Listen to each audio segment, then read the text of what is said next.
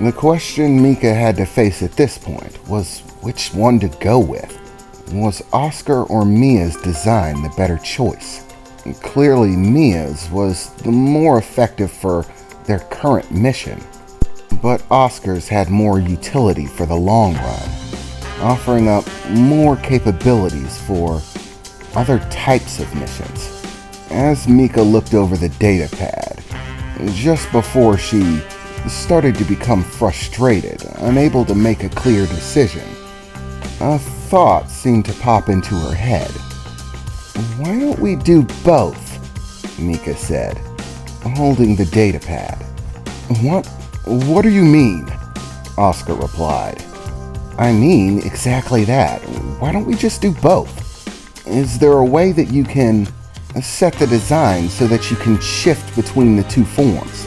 Or have a dual form, something that's a middle ground in between the two?" "Actually," Mika said, as she looked over it, beginning to swipe her finger across the screen, making alterations, beginning to overlap elements of each design, doing so for a few minutes as the engineers watched. "Yeah, that looks like it should work," Mika said, as she walked over in between the two and began to hold out the data pad so that they could both see. "This should make the best of both of your designs." The design that Mika presented was, in essence, sort of a hybrid between the two, but not really at the same time. "Look, you're both still thinking far too limited. Remember, exovol is primarily a nanite ship. If you lock in the interior elements of the ship, like I have displayed here, and then isolate the nanites just below the outer surface, where the outer armor and weaponry connects to the interior of the ship, then it's as simple as hitting a command. The nanites detach the outer armor and reformat it, realign it in a different way to take a new shape. And all we have to do is construct the outer layer in pieces rather than in a solid form. The pieces detach and reattach, slide along the outer hull, and format themselves. That way we can have the best of both, shifting between the two forms. In fact, when you look at it that way, we can completely wash away all of the limitations of most spacefaring vessels. You could go even more extreme, pressing offense or overall utility even more with each form. In other words, when you shift into the attack form, the one that's more useful for combat, you could shut out all other unnecessary elements, cut the docking bay off completely, seal all non-essential equipment, and vice versa. It works the same way.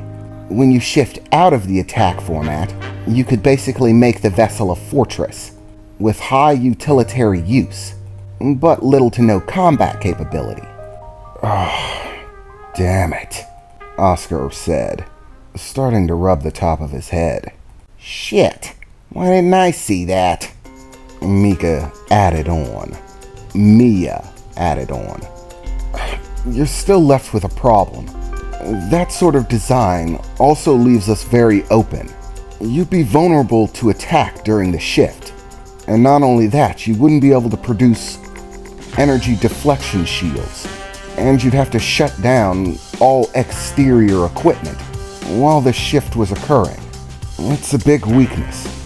"Yes," Mika replied, "but it comes with great advantages after the transformation occurs." "Yes, but there's also the problem of the armor limitations. The amount of armor that you've purchased isn't enough to fill the gap for this. There'll have to be soft spots. We don't have enough armor for all of it, or materials." "Well, that's what the third form's gonna be for." "Third form?" "Yeah, this idea actually gave me another one, and it's all based on an aspect of exovol that you don't know yet. The nanites exovol is made of are very useful. They're able to do a great number of things, including break down enemy ships. In fact, even the form that it had before this was only gained by devouring another vessel. What? Oscar shouted. Yeah, Mika replied. It ate a pirate ship, and all of its non-nanite components were absorbed by exovol.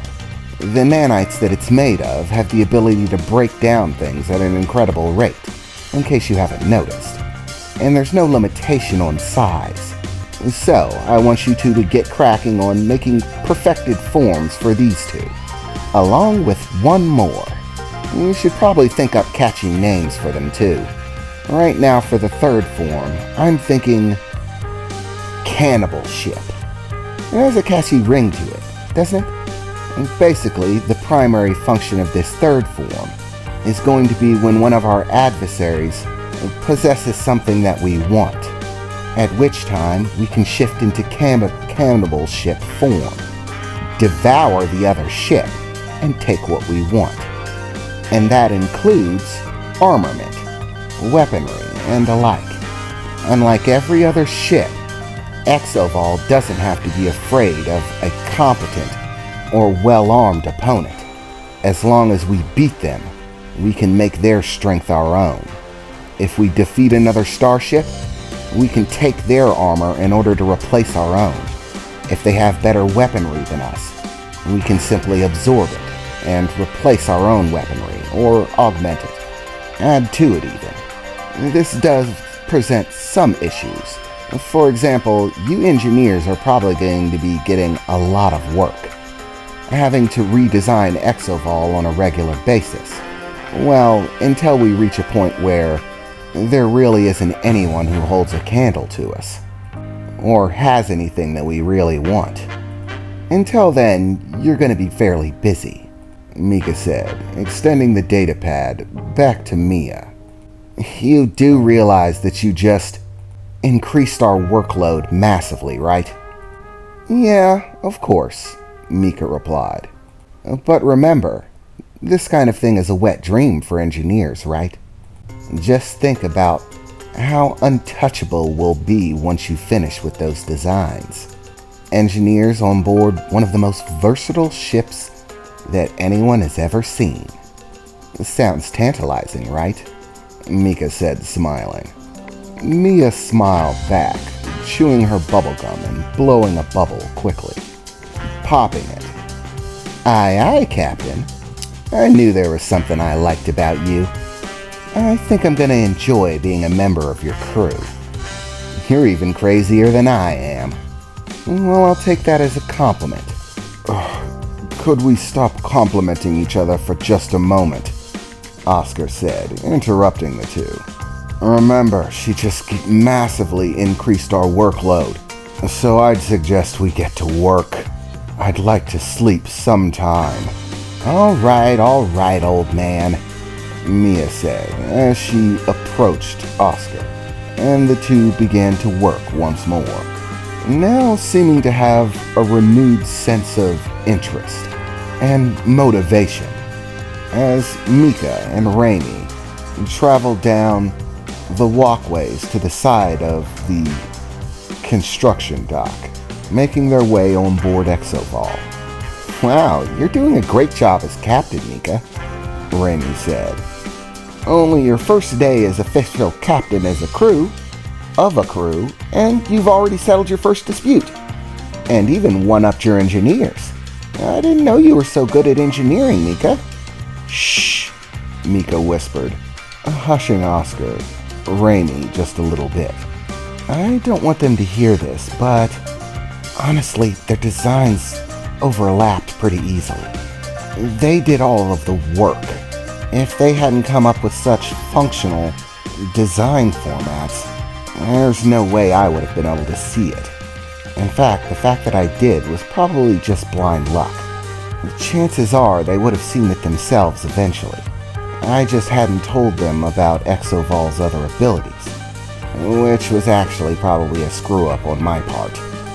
But currently, I look like a brilliant captain who didn't screw up. So let's try to keep it that way, huh? Mika said, looking at the two frantically working out of the corner of her eye as she took the last steps on board the passage to Exovol.